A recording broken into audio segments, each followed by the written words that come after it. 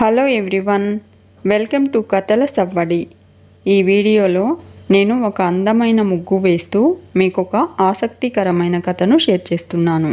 రంజిత్ ప్రేరణ రూమ్కి డోర్ కొడుతూ ఉంటాడు. ప్రేరణ డోర్ ఓపెన్ చేసి రంజిత్ని చూసి ఏంటి సార్ ఇలా వచ్చారు అని అడుగుతుంది. సిద్ధార్థ్ గేటు ముందు నిలబడి ఉన్నాడని ప్రేరణకు చెప్తాడు. ప్రేరణ నేను అతన్ని పిలవలేదు సార్ అంటుంది. రంజిత్ నేను వెళ్ళమనట్లేదు, కానీ అలా గేటు ముందు ఒక మగాడు నిలబడితే బాగోదు కదా అంటాడు. ప్రేరణ పోనీ వెళ్ళమంటారా అని అడుగుతుంది. రంజిత్ నేను ఆపలేను అంటాడు. ప్రేరణ గేటుకు తాళం వేసింది కదా అంటుంది. రంజిత్ కీస్ మాత్రం ఇవ్వను, వెళ్ళి సార్ సంగతి ఏంటో చూడండి అని చెప్పి రంజిత్ వెళ్ళిపోతాడు. ప్రేరణ కోపంగా సిద్ధార్థ్ దగ్గరకు వెళ్ళి ఎందుకు వచ్చావు, అక్కడ జరిగింది సరిపోలేదా, మళ్ళీ ఇక్కడ మొదలు పెట్టాలా అంటూ కోపడుతూ ఉంటుంది. సిద్ధార్థ్ నేనేం చేశాను ప్రేరణ అంటాడు. ప్రేరణ ఎవరూ ఏమీ చేయలేదు, అంతా నేనే చేశాను అంటుంది. సిద్ధార్థ్ ఎందుకు ప్రేరణ అంత కోపం అంటాడు. మా అమ్మ చేసింది తప్పే, ఏదో ఆవేశంలో మాట్లాడేసింది, అందుకే నీకు సారీ చెప్పడానికి మీ ఇంటి దగ్గరకు వచ్చాను అంటాడు. ప్రేరణ చాలా గొప్ప పని చేశావు, ఇంత రాత్రిపూట గేటు ముందు నిలబడితే చూసేవాళ్ళు ఏమనుకుంటారు అని అడుగుతుంది. సిద్ధార్థ్ ఏం చేయను, నువ్వేమో ఫోన్ తీయట్లేదు, మెసేజ్కి రిప్లై ఇవ్వట్లేదు, నేనెంత బాధపడ్డానో తెలుసా అంటాడు. ప్రేరణ ఇప్పుడు తమరొచ్చింది మా ఓనర్కి తెలిసింది, నేనెంత టెన్షన్ పడ్డానో నీకు తెలుసా అంటూ కోపడుతుంది. సిద్ధార్థ్ నాకు ఎవరి గురించో ఆలోచించాల్సిన అవసరం లేదు, నాకు నువ్వు ఇంపార్టెంట్, జరిగిన దానికి నువ్వు హర్ట్ అయ్యావు, నీకు నేను సారీ చెప్పడం ఇంపార్టెంట్ అంతే అంటాడు. ప్రేరణ అయ్య బాబు మీ అమ్మగారు అలా అనుకోరు, అసలే మీరు పెద్దింటి బిడ్డ, ఇలా మా గేట్ల ముందుకొచ్చి నిలబడితే మీ అమ్మగారికి తెలిస్తే నా కొడుకుని, నా రాజకుమారుణ్ణి, నా బంగారు కొండని నీ గేటు ముందు నిలబెడతావా అని, మీ అమ్మ నాన్న నేను ఇలాగే పెంచారా అని మళ్ళీ నన్నే అంటారు, నాకు ఇదంతా అవసరమా అంటుంది. సిద్ధార్థ్ మా అమ్మ తొందరపాట్లో అన్న మాటలు నీ మనసును బాధ పెట్టాయి, కానీ నా మొహం చూసి అవన్నీ మర్చిపోయి నన్ను క్షమించొచ్చు కదా ప్రేరణ అంటాడు.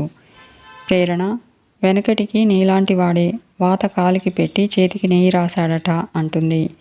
సిద్ధార్థ్ ఇది సామెతలు చెప్పుకునే టైం కాదు ప్రేరణ అంటాడు.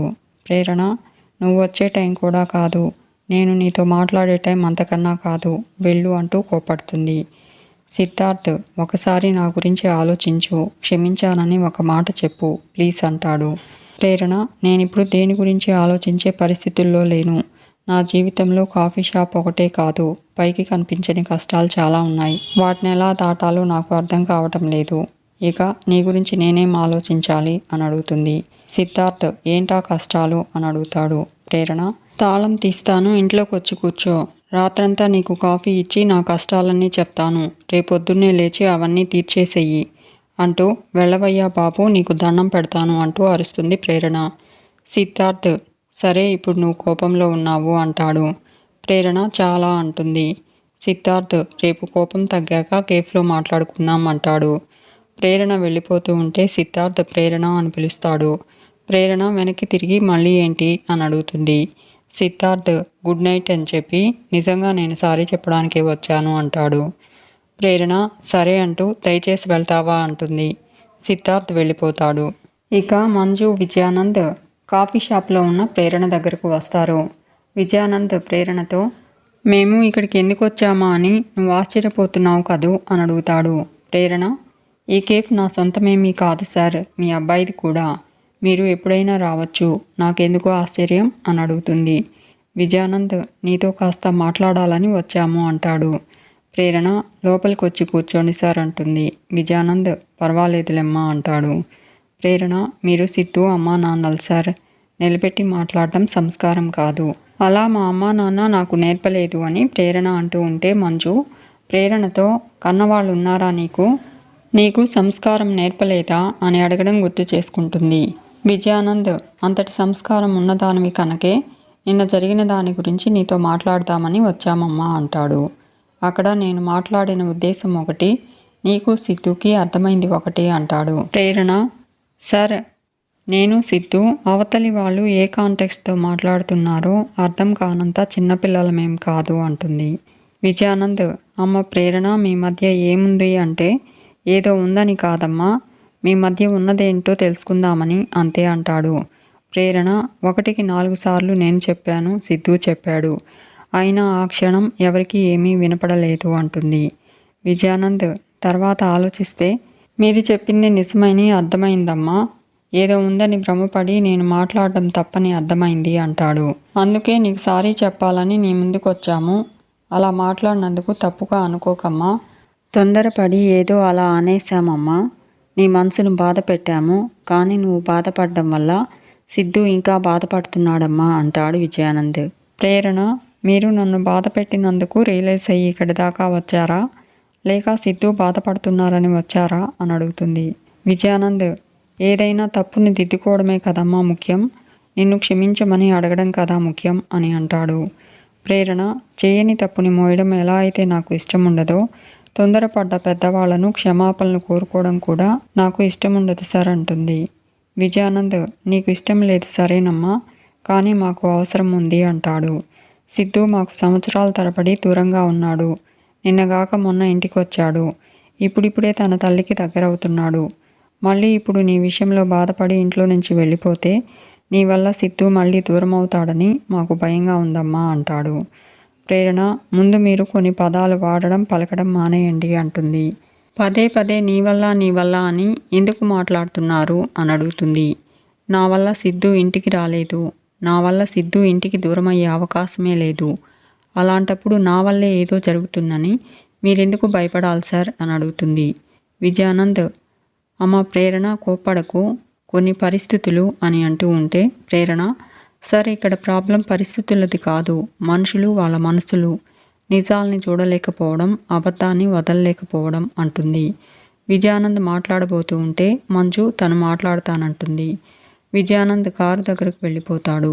మంజు ప్రేరణతో మేము ఇక్కడికి వచ్చింది అర్థం చేసుకోకపోవడం వల్లో, అబద్ధాన్ని నమ్మడం వల్లో కాదు. నువ్వు చెప్పింది వినడానికి, నువ్వు ప్రశ్నిస్తే సైలెంట్గా ఉండడానికి, అంతకన్నా కాదు. నేను నా బిడ్డ మంచి కోసం వచ్చాను. వాడు మంచి వైపే నడవాలని వచ్చాను అంటుంది. ప్రేరణ నేనేం కాదనలేదు మేడం, తన దారికి నేనేం అడ్డుపడడం లేదు అంటుంది. మంజు అడ్డుపడ్డానికి, అడ్డంగా నిలవడానికి, మాటలతో ఆపడానికి చాలా తేడా ఉంది. అది నీలాంటి తెలివైన దానికి అర్థం కాకుండా ఉండదు. నా కొడుక్కి నీకు మధ్య కేవలం కేఫే వ్యాపారం మాత్రమే ఉంది, ఇంకేమీ లేదని చెప్పావు. అదే నిజమని వాదించావు. మేం కూడా నమ్ముతున్నాం. కానీ జీవితం అంటే ఈ ఒక్కరోజే కాదు, భవిష్యత్తు కూడా. ఈ ఒక్కరోజుకే కాకూడదు, నిజం మారకూడదు, శాశ్వతంగా ఉండాలి. ఇకపై నాకు నా కొడుక్కి మధ్య నీ వల్ల ఏ సమస్య రాకూడదు. వాడి జీవితంలోకి నువ్వు తొంగి చూడకూడదు. అదే నీకు చెప్పదలుచుకున్నాను అంటుంది. ప్రేరణ చూడండి మేడం, మీరు ఎక్కువగా ఊహించుకుంటున్నారో తక్కువగా ఆలోచిస్తున్నారో తెలియదు, కానీ మీకు ఒక విషయం చెప్పాలి అంటుంది. మీ అబ్బాయి లైఫ్ మీకెంత ముఖ్యమో నాకు నా లైఫ్ అంతే ముఖ్యం. నేను మీ అబ్బాయి లైఫ్లో ఉండడానికో మీ అబ్బాయి లైఫ్ని మార్చడానికో రాలేదు. నా లైఫ్ నాకుంది. నా లైఫ్లో నా వాళ్ళు ఉన్నారు. వాళ్ళ కోసమే నేనున్నది అంటుంది ప్రేరణ. మంజు గుడ్ అంటూ అలాగే ఉంటే అందరికీ మంచిది అంటుంది. ఇంతలో సిద్ధార్థ్ బైక్ మీద కాఫీ షాప్కి వస్తాడు.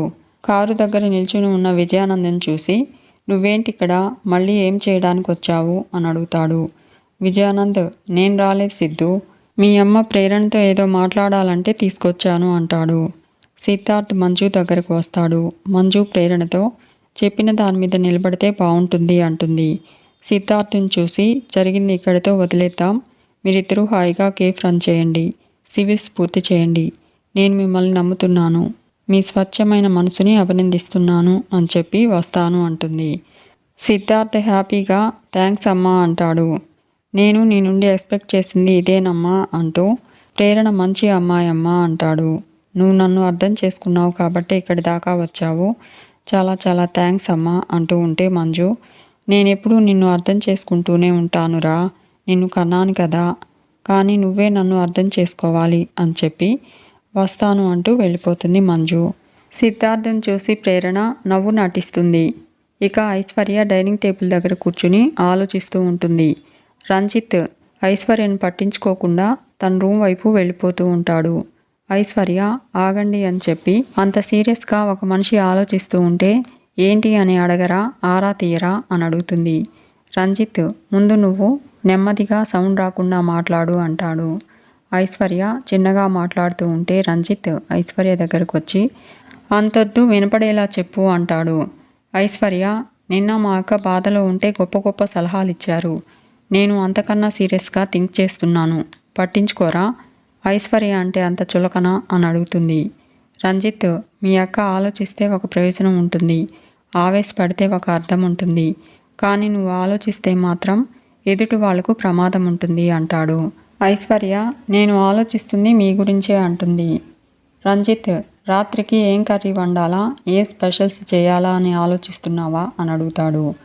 ఐశ్వర్య, మీకు తిండి నిద్ర తప్ప మరో ధ్యాస ఉండదా అని అడుగుతుంది. రంజిత్, ఆకలి నిద్ర మనిషికి 2 కళ్ళు లాంటివి అంటాడు. ఐశ్వర్య, నేను కనిపెట్టిన విషయం వింటే ఆ కళ్ళు తేలేసి మూర్చపోతారు అంటుంది. ఆ రోజు విశ్వనాథ్ గారు మిమ్మల్ని ఎందుకు అరిచారు? మీరేం తప్పు చేశారు? మీకు ఆయనకు సంబంధం ఏంటి? మిమ్మల్ని ఎందుకు ఒంటరిగా ఆయన వదిలేశారు అని థింక్ చేశా. ఒక క్లారిటీకి వచ్చేసా అంటుంది ఐశ్వర్య. రంజిత్, ఏం క్లారిటీ వచ్చింది అని అడుగుతాడు. ఐశ్వర్య, థింక్ చేస్తూ ఉంటే థింక్ చేయాలని క్లారిటీ వస్తుంది, కానీ ఆ థింకింగ్లోంచి రీజన్ బయటికి రావట్లేదు అంటుంది. రంజిత్, మేధావి కదా, ఇంకా థింక్ చెయ్యి అంటాడు. ఐశ్వర్య, రీజన్ తెలుస్తుందంటారా అని అడుగుతుంది. రంజిత్, నీకు ఇట్టే తెలిసిపోతుంది అంటాడు. ఐశ్వర్య, ఎప్పుడు అని అడుగుతుంది. రంజిత్, వచ్చే జన్మలో అని చెప్పి వెళ్ళబోతూ ఉంటే ఐశ్వర్య, విశ్వనాథ్ గారిని అడిగితే చెప్తారా అని అడుగుతుంది. రంజిత్, ఒక మాట అడిగి చూడు అంటాడు. ఐశ్వర్య, మొత్తం చెప్పేస్తారా అని అడుగుతుంది. రంజిత్, రెండో మాట అడగడానికి నువ్వు ఉండవు అని చెప్పి వెళ్ళిపోతాడు. ఐశ్వర్య నిజమే అనుకుంటూ, ఆయన్ని చూస్తే కొంచెం డేంజర్ లాగానే ఉన్నారు, కానీ ఈ విషయం వదిలిపెట్టను, ఖచ్చితంగా వీళ్ళిద్దరి మధ్య సంబంధం ఏంటి, శత్రుత్వం ఏంటి అని కనిపెట్టి తీరతా అని అనుకుంటుంది ఐశ్వర్య. ఇక గణేష్ తన ఫోన్లో ఉన్న సాహితీ ఫోటో చూస్తూ సాహితీ గురించి ఆలోచిస్తూ ఉంటాడు. ఇంతలో ఈశ్వరి గణేష్ దగ్గరకు వస్తుంది. రేపు మనం పెళ్లి చూపులకు వెళ్ళాలి అంటుంది. గణేష్, మళ్ళీ పెళ్లి చూపులా అని అడుగుతాడు. ఈశ్వరి, ఆ రోజు వెతుక్కుంటూ వచ్చిన సంబంధం ఆ దిక్కుమాలింది చెడగొట్టింది కదా, ఆ బ్రోకర్ చాలా కష్టపడి ఇంకో సంబంధం చూశాడు, మనం వెళ్ళి చూసి నీకు నచ్చితే ఖాయం చేసుకోవచ్చు అంటుంది. గణేష్, ఇక నాకు పెళ్లి సంబంధాలు చూడడం ఆపేయి, నేను ఎక్కడికి రాను, ఎవరిని చూడను అంటాడు. ఈశ్వరి, అదేంట్రా అలా అంటావు, ఏంటది కొత్తగా అని అడుగుతుంది. గణేష్, వద్దన్నాను కదమ్మా, వదిలే అని చెప్పి వెళ్ళిపోతాడు. ఈశ్వరి, వీడికి ఏమైంది అనుకుంటూ పెళ్లి సంబంధం చూడొద్దంటున్నాడు, వంపతీసి పెళ్లి చేసుకోవడా ఏంటి అని అనుకుంటుంది. ఇక కాఫీ షాప్ దగ్గర సిద్ధార్థ్, ప్రేరణ, కుమార్, శైలు మాట్లాడుతూ ఉంటారు. శైలు మినిస్టర్ కూతురని తెలిసి కుమార్ భయపడుతూ ఉంటే సిద్ధార్థ్ కుమార్కి ధైర్యం చెప్పి, ప్రేమించుకున్నారు, ఒకరికొకరు ప్రాణం అనుకున్నారు, ఇప్పుడు భయపడి పారిపోతావా అని అడుగుతాడు. ఆలోచిస్తే ఆప్షన్ దొరుకుతుంది అని చెప్పి ఇద్దరు కూల్గా నెక్స్ట్ ఏం చేయాలో ఓ నిర్ణయానికి రండి అంటాడు. పిరికి పందలా మాత్రం మాట్లాడకు అని చెప్పి ప్రేరణతో సివిల్స్కి ప్రిపేర్ అవుతామని చెప్పి ప్రేరణతో కలిసి వెళ్ళిపోతాడు సిద్ధార్థ్. మీకు ఈ వీడియో నచ్చితే లైక్ చేయండి, షేర్ చేయండి, తప్పకుండా సబ్స్క్రైబ్ చేసుకోండి. Thanks for watching.